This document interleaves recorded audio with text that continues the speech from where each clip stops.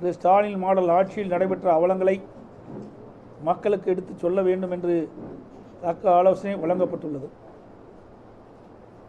இன்றைய தினம்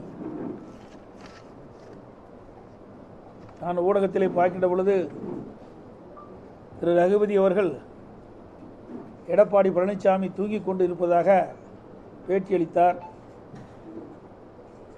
நான் விழித்து கொண்டு சிறப்பாக செயல்படுகின்ற காரணத்தினால்தான் பொறுத்து கொள்ள முடியாமல் திரு ரகுபதி அவர்கள் இந்த கருத்தை ஊடகத்தின் வாயிலாக வெளிப்படுத்தியிருக்கின்றார். திரு ரகுபதியை பொறுத்த வரைக்கும் திராவிட முன்னேற்ற கழகத்தினுடைய கொத்தடிமையாக செயல்பட்டு வருகிறார். திரு ரகுபதி அவர்கள் இந்த நாட்டிற்கு அடையாளம் காட்டப்பட்டது அனைத்து இந்திய அண்ணா திராவிட முன்னேற்ற கழக கட்சி. பொன்மனச்செம்மல் புரட்சித் தலைவர் எம்ஜிஆர், இதயம் புரட்சித் தலைவர் அம்மா இருவரும் தலைவர்கள் வழியிலே அனைத்து இந்திய அண்ணா திராவிட முன்னேற்ற கழகம் என்ற மாபெரும் இயக்கம் திரு ரகுபதி அவர்களுக்கு சட்டமன்ற உறுப்பினராக தேர்ந்தெடுக்கப்பட்டு அனைத்து இந்திய அண்ணா திராவிட முன்னேற்ற கழக அம்மாவுடைய அமைச்சரவையிலே அமைச்சராக இடம்பெறுகின்ற ஒரு சூழ்நிலையை கழகம்தான் அவருக்கு வழங்கியது. அந்த நன்றியெல்லாம் மறந்து பொன்மனச்செம்மல் புரட்சித் தலைவர் எம்ஜிஆர் எந்த கட்சியை தீய சக்தி என்று சொன்னாரோ அந்த கட்சியிலே தன்னை இணைத்துக் கொண்டு இன்றைய தினம் அவர்களுக்காக அடிமை குரல் கொடுத்துக் கொண்டிருக்கின்ற காட்சி தொலைக்காட்சியிலே பார்த்தோம். அனைத்து இந்திய அண்ணா திராவிட முன்னேற்ற கழகத்தை பொறுத்த வரைக்கும் மக்களுக்காக சேவை செய்கின்ற கட்சி, மக்களுக்காக உழைக்கின்ற கட்சி. ஆட்சியிலே இருந்தாலும் இல்லாவிட்டாலும் மக்கள் பணி செய்வதிலே முதன்மையான கட்சி என்று சொன்னால் அது அனைத்து இந்திய அண்ணா திராவிட முன்னேற்ற கழக கட்சி தான். அதோடு திராவிட முன்னேற்ற கழகம் ஆட்சி பொறுப்பேற்று அதிலிருந்து இன்று வரை தமிழகத்திலே சட்ட ஒழுங்கு சந்திச்சிருக்கின்றது. எங்கே பார்த்தாலும் கொலை, கொள்ளை, திருட்டு, வழிப்பறிவு, பாலியல் வன்கொடுமை நடைபெற்ற வண்ணம் இருக்கின்றது. அது தொலைக்காட்சியிலும் பத்திரிகையிலும் வந்த செய்தியாக நாம் பார்க்கின்றோம். ஆனால் இன்றைய முதலமைச்சர் திரு ஸ்டாலின் அவர்கள் தமிழகம் மற்ற மாநிலத்திற்கு முன்மாதிரி மாநிலமாக விளங்கு என்று சொல்கிறார். நாட்டில் நிலவுகின்ற பிரச்சனையை என்ன என்று தெரியாது இருக்கின்ற ஒரே முதலமைச்சர் இன்றைய முதலமைச்சர் திரு ஸ்டாலின் ஒருவர் தான். அண்மையில் நேற்றைய தினம் வலைதளையில் இருந்த ஒரு செய்தி, இதையாவது பார்த்து முதலமைச்சர் நடவடிக்கை எடுப்பார் என்று நான் கருதுகிறேன்.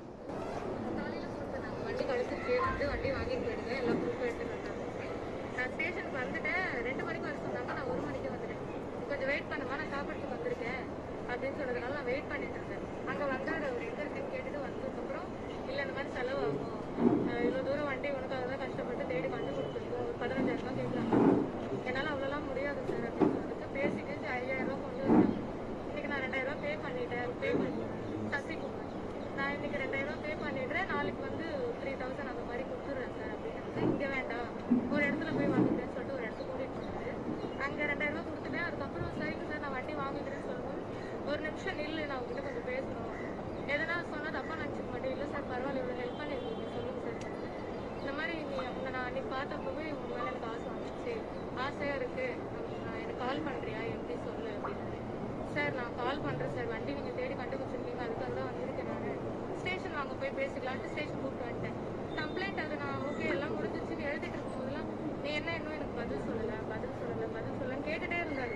அதுக்கப்புறம் வண்டி ஸ்டார்ட் பண்ணும்போது ஓகே நான் கிளம்பிட்டேன் அப்படிங்கும்போது வண்டி நிறுத்திட்டு இப்போ என்ன சொல்கிறேன், எனக்கு அங்கே ரூம் ஃப்ரீயாக இருக்குது போகலாமா, ஏன் இவ்வளோ தயங்குற, பயப்படாது, நான் எவ்வளோ சொல்கிறேன் சார், எனக்கு இந்த மாதிரி பழக்கம் இல்லை சார், எனக்கு பயமாக இருக்குது நீங்கள் பேசுகிறேன், ஏன் பயப்படுற, வீட்டில் யாருனா இருக்காங்களா, யாருமே இல்லை, நைட்டு வரட்டா, நைட்டு வரட்டா எனக்கு ரூம் இருக்காங்க போகலாமா அப்படின்னு. சார் எனக்கு பழக்கம் இல்லை சார். சரி எதுவுமே வேண்டாம், இங்கே வண்டியில் நான் அங்கே போய் நில்லு, நான் ஒரு இடத்துக்கு வரேன், ஒரே ஒரு முட்டை மட்டும் கொடுத்துட்டு போயிடுறீங்க, அதுக்கப்புறம் வேணா உங்களுக்கு இஷ்டம் இருந்தால் நீ ஃபோன் பண்ண நம்ம பேசலாம் அப்படின்னு சொல்லிட்டே இருந்தாரு. சரி நான் அது வரைக்கும் நான் வேணாம் சொல்லிட்டு இருந்தேன். ஒரு இடத்துல வெயிட் பண்ணாரு. சரி இதுக்கு மேலே விட வேணாம்னு சொல்லிட்டு எங்க அண்ணன் கூடவே தான் இருந்தான், ஆனால் யாரும் தெரியாத மாதிரி இருந்தான். அங்கே வர வச்சு நான் அது ஓகேவே பண்ணல, இருந்தாலுமே அவர் ஃபோன் பண்ணி எங்க ரெக்கார்ட் இருக்கு, ஃபோன் பண்ணி அங்கே ரூம் புக் பண்ணிட்டாங்க. இங்கே தான் வந்துட்டேன்.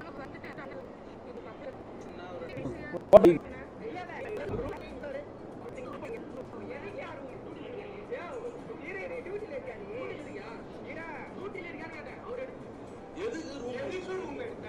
ஹலோ இல்லாம எதுக்கு ரூம் எடுத்த? என்னவா இருக்கு நீ? என்னவா இருக்கு ஆவடி ஸ்டேஷன்ல? என்னவா இருக்க அது மட்டும் சொல்லு. ரெஸ்பெக்ட் டியூட்டில இருக்கடா நீ இப்போ. இல்ல எதுவா இருக்கிற இப்போ? அங்க எதுவா இருக்கிற நீ? எதுவா இருக்கிறன்னு அவரு சும்மா சாரிக்காத. போலீஸ்னு சொல்லிட்டு பாருங்க, நீ நடக்கிற விஷயமே வேற. இங்க என்னவா இருக்கிறாங்க? என்னவா இருக்கியா நீ அங்க?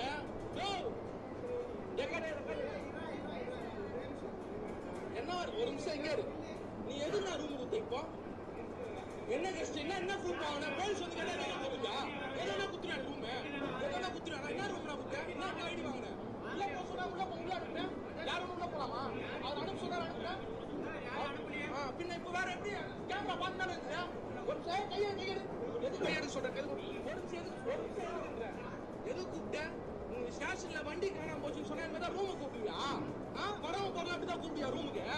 ரூம் ஃபேமிலி கூப்பிட்டு தானே? ஃபேமிலி கூப்பிட்டு தானே ரூமுக்கு?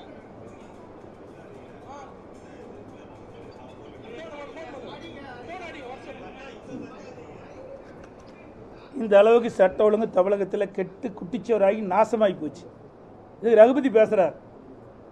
எடப்பாடி பழனிசாமி தூங்கிட்டு இருக்காரு, இந்த அரசாங்கம் தூங்கிட்டு இருக்குது, காவல்துறை தூங்கிட்டு இருக்குது, காவல்துறை பொறுப்பேற்கின்ற முதலமைச்சர் தூங்கிட்டு இருக்காரு, சட்டத்துறை அமைச்சர் கும்பகர்ணம் தூக்கத்தில் இருக்கார். ஒரு பெண்ணுக்கு நான் ஏற்கனவே 3 நாளைக்கு முந்தி ட்விட்டரில் போட்டிருந்தேன். எல்லா பத்திரிகையும் வந்துருக்குது, ஓரளவுக்கு ஒரு சில ஊடகமும் வெளிப்பட்டிருக்காங்க. இந்த ஆட்சியில் பொதுமக்களுக்கும் பாதுகாப்பு இல்லை, பெண்களுக்கும் பாதுகாப்பு இல்லை, அவரவர்கள் பாதுகாப்பு அவர்களே தேடிக்கொள்ள வேண்டும் என்று நான் 3 நாளுக்கு முந்தி வெளியிட்டேன். நேற்று தினம் இப்படி ஒன்று நடந்திருக்குது. எவ்வளோ மோசம்! ஒரு பெண்மணி தன்னுடைய இருசக்கர வாகனம் காணவில்லை என்று காவல் நிலையத்திலே புகார் கொடுத்திருக்கிறார். அதை கண்டுபிடித்து விட்டேன் என்று அந்த பெண்ணை அழைத்திருக்கின்றார் ஒரு காவலர். அந்த பெண்மணியும் அதை நம்பி அங்கே செல்கின்ற பொழுது, நாங்களுடைய இருசக்கர வாகனத்தை கண்டுபிடித்து விட்டேன், எங்களுக்கு 15,000 ரூபா கொடு என்று அந்த காவலர் கேட்டதாகவும், அந்த பெண்மணி அவ்வளோ பணம் இல்லை, ஒரு சிறிய தொகை கொடுப்பதாக சொல்லி அதை தொகை எதை கொடுத்துருக்காங்க. பிறகு அந்த காவலர் இங்கே வந்த செய்தியெல்லாம் உங்களுக்கு தெரியும், அதை என் வாயிலிருந்து சொல்லக்கூடாது, அசிங்கமாக இருக்குது. எப்படி நடந்தா என்பது எல்லாமே அந்த பெண்மணி வலைதளத்தில் அழகாக வெளியிட்டிருக்காங்க, தைரியமாக வெளியிட்டிருக்கிறாங்க. ஆக இந்த ஆட்சியுடைய லட்சணத்தை மக்கள் பார்த்துக்க வேணும். தயவு செய்து ஊடகங்களும் பத்திரிகை நண்பர்களும் இதை முழுமையாக வெளியிடுங்க. இனி இப்படிப்பட்ட பிரச்சனை நடக்கக்கூடாது என்பதற்காக நான் சொல்கிறேன். ஊடக நண்பர்களும் பத்திரிகை நண்பர்களும் நடக்கின்ற செய்திகள், நாட்டில் நிலவுகின்ற பிரச்சனைகள், நாட்டில் நிலவுகின்ற அட்டுழியங்களை, பெண்களுக்கு பாதுகாப்பாக இப்படிப்பட்ட செய்திகள்லாம் வெளியிட்டுள்ள தான் பெண்கள் பாதுகாப்பாக இருக்க முடியும். இனியாவது இப்படிப்பட்ட துயரமான சம்பவங்கள் நடைபெறக்கூடாது என்பதுதான் என்னுடைய நோக்கம். எவ்வளோ மோசமா ஒரு பெண் எப்படி பதறி போய் சொல்கிறாங்க, சிந்திச்சு பாருங்க. ஆனால் முதலமைச்சரும் சட்டத்துறை அமைச்சரும் சொல்கிறாங்க, எதிர்கட்சிகள் வீணாக எங்கள் மீது குறை சொல்கிறாங்க, வீண் பழி சுமத்துறாங்கன்னு. இது அந்த பெண்மணி வலைதளத்தில் வெளியிட்ட அந்த செய்தியை தான் நான் உங்கள்கிட்ட காட்டிக்கிறேன். அதில் கூர்ந்த ஊடகங்களும் பத்திரிகைகளும் இதை மக்களுக்கு கொண்டு சேருங்க. மக்கள் பாதுகாப்பாக இருக்க வேண்டும் என்பதற்காக இந்த செய்தி வெளியிடுங்க. அதோட